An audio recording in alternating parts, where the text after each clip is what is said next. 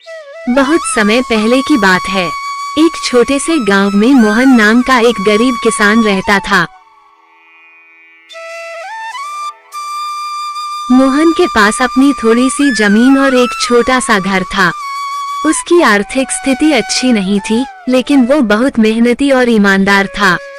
मोहन का एक ही सपना था कि वो अपने बेटे श्याम को अच्छी शिक्षा दिलाकर एक बड़ा आदमी बनाए। श्याम भी अपने पिता की तरह मेहनती और समझदार था। वो अपनी पढ़ाई में हमेशा अव्वल आता था और गांव के सभी लोग उसकी तारीफ करते थे।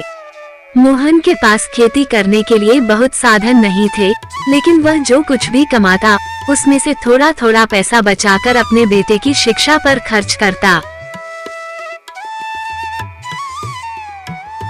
गांव के लोग अक्सर मोहन को तंगहाल देखकर सलाह देते कि वह शहर जाकर काम करे, जिससे उसकी आर्थिक स्थिति बेहतर हो सके। लेकिन मोहन का कहना था, अगर मैं शहर चला गया तो गांव की जमीन कौन देखेगा। यहाँ मेरा पुश्तैनी घर है और मुझे अपनी जमीन से बहुत प्यार है। इसी बीच गांव में एक नया जमींदार आया, जिसका नाम धर्मपाल था।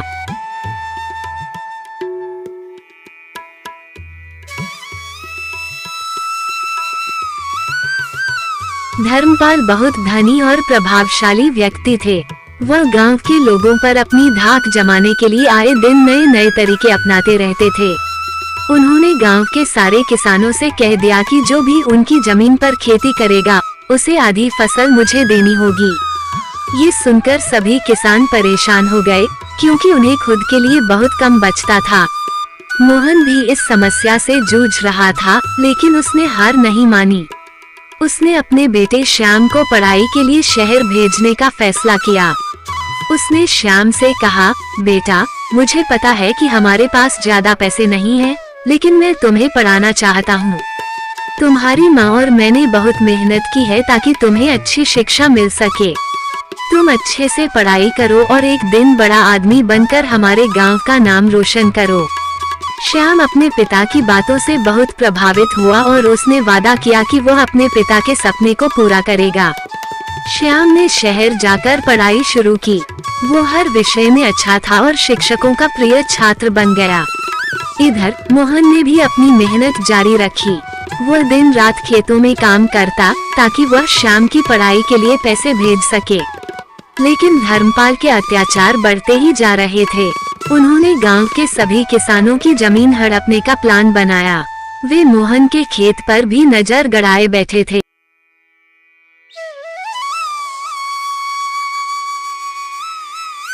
उन्होंने मोहन को धमकी दी कि अगर वह उन्हें अपनी जमीन नहीं देगा तो उसका बुरा हाल करेंगे। मोहन को ये सब सुनकर बहुत दुख हुआ, लेकिन वह जानता था कि उसकी जमीन ही उसकी आजीविका का एकमात्र साधन है। उसने धर्मपाल की धमकियों को अनदेखा किया और अपनी जमीन पर खेती करता रहा। एक दिन धर्मपाल ने अपने आदमियों को भेजकर मोहन की सारी फसल को नष्ट करवा दिया। मोहन ने जब ये देखा तो उसकी आंखों से आंसू निकल आए। उसकी मेहनत की कमाई यूं ही बर्बाद हो गई थी। वो बहुत निराश हो गया और उसे समझ में नहीं आया कि अब वह क्या करेगा। इसी बीच श्याम की पढ़ाई भी पूरी हो चुकी थी। उसने एक बड़ी परीक्षा पास कर ली थी और अब वह एक सरकारी नौकरी के लिए तैयार था। उसे अपने पिता की परेशानियों के बारे में पता चला और वो तुरंत गांव वापस आ गया।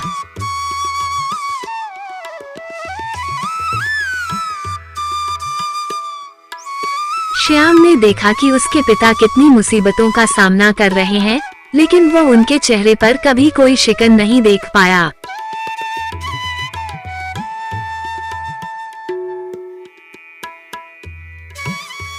श्याम ने अपने पिता से कहा, पिताजी, अब मैं आपके साथ हूँ। आप चिंता मत कीजिए, मैं इस अन्याय के खिलाफ लड़ूंगा और आपकी मेहनत की कद्र करूंगा। मोहन ने अपने बेटे को गले लगाया और कहा, बेटा, मुझे तुम पर गर्व है, लेकिन याद रखना, सच्चाई और ईमानदारी ही हमारी सबसे बड़ी ताकत है। हमें अपनी जमीन और हक के लिए लड़ना होगा, लेकिन कभी गलत रास्ते पर नहीं चलना। श्याम ने अपने पिता की बात को ध्यान में रखते हुए गांव के सभी किसानों को एकत्रित किया और उन्हें एकजुट होकर धर्मपाल के खिलाफ खड़ा होने के लिए प्रेरित किया। उसने गांव के बुजुर्गों और समझदार लोगों से सलाह ली और गांव के हक के लिए एक योजना बनाई। श्याम ने ठान लिया कि वह धर्मपाल के खिलाफ कानूनी लड़ाई लड़ेगा।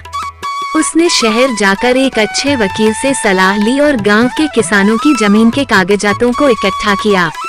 वकील ने कहा कि अगर सभी किसान एकजुट होकर अदालत में जाएं, तो धर्मपाल के खिलाफ कानूनी कार्रवाई की जा सकती है।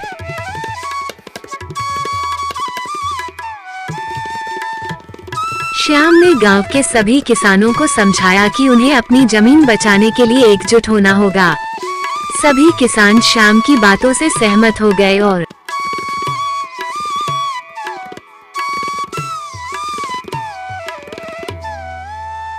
उन्होंने अदालत में याचिका दायर की। इधर धर्मपाल को पता चला कि गांव के लोग उनके खिलाफ कानूनी लड़ाई लड़ने की तैयारी कर रहे हैं। उन्होंने श्याम और उसके पिता को धमकाने की कोशिश की, लेकिन श्याम ने अपनी सच्चाई और हिम्मत के बल पर उन्हें करारा जवाब दिया।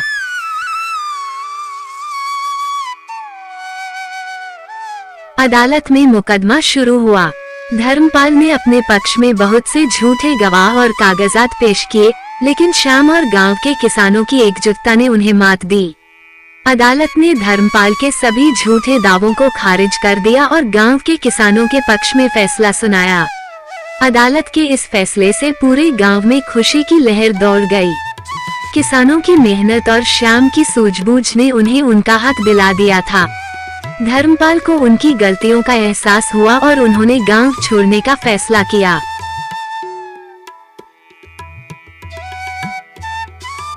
श्याम ने अपने पिता से कहा, पिताजी, ये सब आपकी सच्चाई और ईमानदारी का फल है। आपने हमेशा मुझे सही रास्ते पर चलने की शिक्षा दी और आज हमारी जीत भी इसी का नतीजा है। मोहन ने गर्व से कहा, बेटा, सच्चाई की राह कठिन होती है, लेकिन अंत में जीत उसी की होती है। हमें कभी भी गलत रास्ते पर नहीं जाना चाहिए, चाहे हालात कितने भी मुश्किल क्यों न हो। आज मुझे तुम पर गर्व है, तुमने मेरे सपनों को सच कर दिखाया। श्याम ने गांव में रहकर अपनी नौकरी की शुरुआत की और गांव के विकास के लिए काम करने लगा। उसने गांव के बच्चों के लिए एक स्कूल भी बनवाया, ताकि कोई और बच्चा शिक्षा से वंचित न रहे। गांव के लोग श्याम और मोहन की मेहनत और सच्चाई की तारीफ करते नहीं थकते थे।